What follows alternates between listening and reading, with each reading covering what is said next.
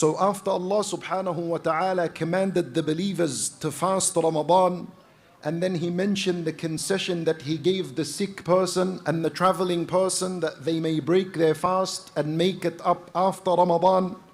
Later on He said in the end of that ayah, يُرِيدُ اللَّهُ بِكُمُ الْيُسْرَ وَلَا يُرِيدُ بِكُمُ الْعُسْرَ وَلِتُكْمِلُوا الْعِدَّةَ وَلِتُكَبِّرُوا اللَّهَ عَلَى مَا هَدَاكُمْ وَلَعَلَّكُمْ تَشْكُرُونَ. Allah Azza wa Jal concluded the ayah when He commanded us to fast by saying, Allah intends ease for you. He wants to make things easy for you. And He does not want to burden you and make things difficult for you. And my brothers and sisters in Islam, this is a powerful principle in our deen. And these words of Allah came straight after He commanded us to fast an entire month. But when we think about Ramadan, it doesn't always feel easy. We have to fast 1 month consecutively, day after day. And they are long hours. And here in Australia, it's going to get longer and longer as the years go by. And some days are extremely hot. And we're going to be standing for long hours of the night in Salatul Taraweeh. And the last 10 nights we are striving to catch Laylatul Qadr. Most of us are awake the entire nights, and it affects how we function in the day. And on top of all of this difficulty, people are dealing with their own personal struggles. Some people are facing health issues, family issues, emotional issues, and other matters. And despite all of this hardship and struggle and difficulty, Allah Azza wa Jal is saying, no, I don't want to make things difficult for you. I want to make things easy for you. So how do we understand this ayah? And how do we understand that Allah wants ease for us? I mean, if Allah Azza wa Jal wanted, He could have made us fast 1 day, or could have made us fast 1 week instead of a month. Or He could have even limited the hours of fasting, say from Fajr to Al-Dhuhr. Yet it is 1 month from Fajr to Maghrib, and it comes with all these type of worships that we are encouraged to do. So where is the ease in all of this? Pay attention and listen very carefully. The ease, my brothers and sisters, the ease is in what Ramadan teaches us. Allah is showing us, He's showing you and I that we are capable. If you are able to stay away from that which is halal, food and drink during the day for 30 days, then you have proven to yourself that you are able to stay away from al-haram after Ramadan. And if you are able to control your tongue and lower your gaze and avoid sins and repent from them, then you have proven to yourself that you can continue to do so after Ramadan. And if you are able to pray Salat al-Taraweeh, and if you woke up for Salat al-Fajr and prayed it on time, and if you found from yourself that you were able to pray the 5 prayers on their time and to attend the congregation, then you have proven to yourself that you can continue praying consistently after Ramadan. So Ramadan, it was not meant to break you and make things difficult. Rather, it was meant to build you. It's meant to show you your strength. It is meant to show you your ability. And it reminds us, Ramadan, it reminds us that what Allah asks from you and I is well within our capacity. That is the ease of Ramadan. Allah Azza wa Jal legislated this entire month of fasting and praying and reading Quran so that you and I can unlock our potential, so that we can see our potential and what great things we are able to achieve in terms of our relationship with Allah Azza wa Jal. So in other words, our deen is extremely easy. يُرِيدُ اللَّهُ بِكُمُ الْيُسْرَ. Allah wants ease for you. Did you see how easy it was for you to fast 30 days? Did you see how easy it was for you to recite Quran and to pray the nights and to pray on time? That's the ease. Allah wanted to show you what kind of potential you have and what great achievement and level you can reach in terms of your relationship with Allah Azza wa Jal. Allah wants to make the path that leads to the paradise and to His pleasure extremely easy for all of us. But subhanallah, some of our youth are struggling. Somehow they have been deceived to think that Al-Islam religion is hard and it's difficult and that it's impossible in this day and age. Let me tell you something. Al-Islam, my brothers and sisters in Islam, Al-Islam in all its obligations that we know about, no nation on earth ever enjoyed the ease in legislation that we have in our deen. Ummatun Nabi sallallahu alayhi wa sallam, and the commandments and the legislations found within it are the easiest to practice on the face of this earth since Allah Azza wa Jal sent mankind and prophets to mankind. And let me tell you this, one of the missions of our Messenger sallallahu alayhi wa sallam, as Allah Azza wa Jal mentioned, وَيَضَعُ عَنْهُمْ إِصْرَهُمْ وَالْأَغْلَالَ الَّتِي كَانَتْ عَلَيْهِمْ. One of the missions of the Messenger sallallahu alayhi wa sallam was to remove the burdens and the difficulties in religious practices in this ummah. So let me tell you this, in previous nations, like in the nation of Musa alayhi salam, in the Mosaic law, did you know that if najasa, impurity, was to come on your clothes, you had to cut that part off, and it will not work if you are to wash it. Not allowed. You should cut it. Throw those clothes away. Look at the ease in this deen. And Nabi sallallahu alayhi wa sallam came to teach us that pure water will clean the najasa from your clothes, and then as a result you can continue to wear it. In previous nations, the time of Musa alayhi salam, every salat had to be prayed in al-masjid. If you prayed it at home or elsewhere, it is rejected, not accepted. Imagine that.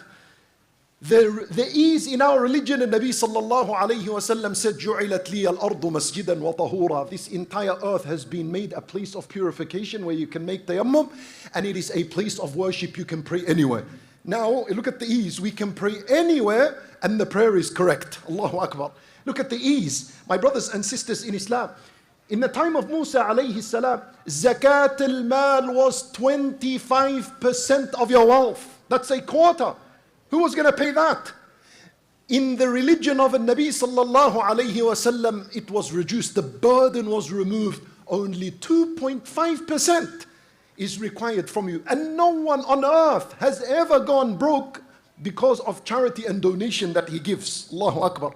Brothers and sisters in Islam, in the time of Musa alayhi salam, if you committed a sin and you wanted to repent from it, it's not enough to just raise your hand and say, oh Allah, forgive me. No, it doesn't work that way. In that time, you had to get up, leave your home, you and your family and your wealth, which is your sheep and your livestock. You had to go to the battlefield where the enemy was, and you had to stay there until you die or you get killed. And then maybe Allah accepts your tawbah. That's why Bani Israel, when they worshipped the calf, they had to kill one another in order for Allah to forgive them for their major violation and their sin. That burden and difficulty was removed from this ummah. Today, we just have to, with a sincere, honest heart, turn to Allah and say, Ya Rabbi ghfir li. And Allah Azza wa Jal will not just forgive you, but He'll take all those mountains of sins you've committed over the years and transfer them into hasanat, good deeds that you had never done. What religion are you going to find that's easier than Al-Islam? It is not a burden, it is not a hardship. يُرِيدُ اللَّهُ بِكُمُ الْيُسْرَ. My brothers and sisters in Islam, in the time of Musa alayhi salam, if you killed someone accidentally, then there is no way out but for you to be killed. Retribution, al-qisas. And Nabi sallallahu alayhi wa sallam removed this difficulty and this burden. And today there is the option of blood money. If you were to kill someone by accident, Allahu Akbar. And they just, more and more. This is why every single night we remind ourselves of this reality when we recite the last two ayat of Surah Al-Baqarah. Didn't the Messenger sallallahu alayhi wa sallam legislate for us to recite the last two ayat of Surah Al-Baqarah before we sleep? And within those two ayat we say something. We say, رَبَّنَا وَلَا تَحْمِلْ عَلَيْنَا إِصْرًا كَمَا حَمَلْتَهُ عَلَى الَّذِينَ مِنْ قَبْلِنَا. We say, our Lord, do not burden us with difficulties in legislation like you burdened those before us. And Allah Azza wa Jal answered this dua. He said, قَدْ فَعَلْتَ. But we recited to remind ourselves of the favor of Allah upon us. So, subhanallah, our deen is very easy. What is required from you and I? 5 prayers a day, Initially they were 50 prayers, and Allah reduced them to 5. So if you prayed consistently in Ramadan, don't stop that trend. Continue in that consistency of 5 prayers a day on time, so that you can earn goodness and greatness and success on the Day of Judgment. 5 prayers a day. And Allah will reward you as though you prayed 50 prayers a day. Allahu Akbar, from the generosity of Allah Azza wa Jal. What else is in our deen? Fast the month of Ramadan. Give 2.5% of your wealth if you have. Do Hajj once a lifetime if you're able to do so. What else is in our deen? Eat al-halal. Everything is halal except for alcohol and for pork. Keep away from that and from a dead livestock. That's it. And then everything else is halal. Previous nations, that wasn't the case. The fats of livestock was haram. Camel meat was haram. And many other things. Look at the ease in this religion. What else do we find? Earn your wealth in al-halal. And don't earn it in al-haram. Al-haram wealth will remove the barakah from your wealth and from your life. You will only see misery, depression, sadness, worry and concern. But when you earn your wealth in al-halal, even if it's small, you will find barakah in your life, in your health, in your family, in your relationships, and in everything that is of great concern to you. And also our deen teaches us to love one another, to respect one another, and to purify our heart from envy and jealousy and animosity and hatred and greed. Purify, continue to purify your heart from these matters. And our deen legislates a specific dress code upon men and upon women. Khalas, finished. This is it. يُرِيدُ اللَّهُ بِكُمُ الْيُسْرَ وَلَا يُرِيدُ بِكُمُ الْعُسْرَ. But unfortunately, people have made religion difficult upon themselves. So we need to be reminded of this reality on the day of Al-Eid. My brothers and sisters in Islam, Allahu Akbar, Allahu Akbar, Allahu Akbar, walillahi alhamd. And finally, in conclusion, with these ayat, Allah Azza wa Jal, He says, يُرِيدُ اللَّهُ بِكُمُ الْيُسْرَ وَلَا يُرِيدُ بِكُمُ الْعُسْرَ. And then He said, وَلِتُكْمِلُوا الْعِدَّةِ. And after it He said, وَلِتُكَبِّرُوا اللَّهَ عَلَى مَا هَدَاكُمْ.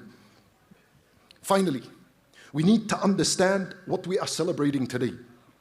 What are we celebrating?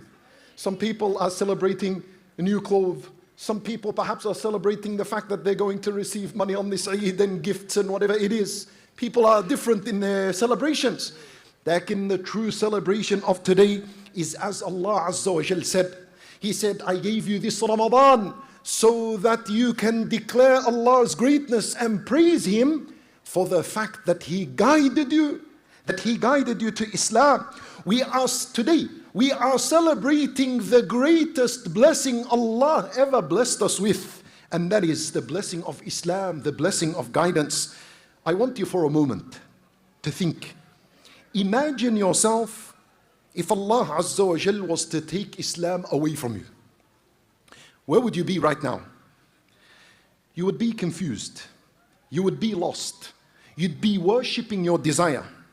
You would have no limits. You will have no vision and direction and purpose in life. Imagine yourself without Islam. Imagine yourself indulged in sin and haram. You'd be standing in the lines of the pubs and the clubs Thursday night until Sunday night. Why? For the purpose of drinking, not for enjoyment, but so that you can block your mind from the realities of life and the difficulties and the worries and the hardships and the burdens that we are hearing of today. That's what you'd be doing without Islam. Imagine a life without Salat. Imagine a life without Ya Rabb Allah and connecting to Allah. Imagine a life in where there is no Quran and no guidance. Wallah, you'd be the most miserable people on earth. So today we are celebrating the greatest blessing on earth, and that is Al-Islam. Allahu Akbar, brothers and sisters in Islam. And this blessing of Islam could be taken away any moment. So we have to preserve this blessing. And what are the matters that will take this blessing away from us? 2 things. If we don't ask Allah for steadfastness every day, there is a chance that this blessing may be taken away from us. So we need to ask Allah for steadfastness every single day, especially in this very fast changing world where people can lose their minds and lose their deen with it. And number 2, if we don't praise Allah and thank Him for this blessing, that could be a reason for this blessing to go. Never ascribe the goodness you do in Al-Islam to yourself. Never assume that you prayed according to your own will and your strength and your power. Be careful. That could be a way in how Allah removes Islam from such people. Allah Azza wa Jalla, He says in the Quran, يَمُنُّونَ عَلَيْكَ أَنْ أَسْلَمُوا. Some people came to the Messenger sallallahu alayhi wasallam and wanted to remind him of a favor they've done for him and for Islam. They say, we became Muslims. It's like we have done Islam a favor by becoming Muslims. Then Allah Azza wa Jalla said, قُلْ لَا تَمُنُّوا عَلَيَّ إِسْلَامَكُمْ. Don't believe and think that you've done Islam a favor.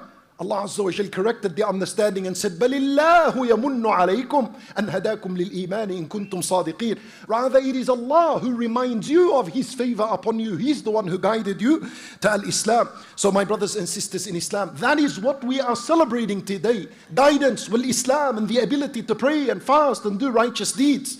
And to have this preserved, ask Allah every day for steadfastness. And thank Allah Azza wa Jal every day for every goodness you are ever able to do in your life.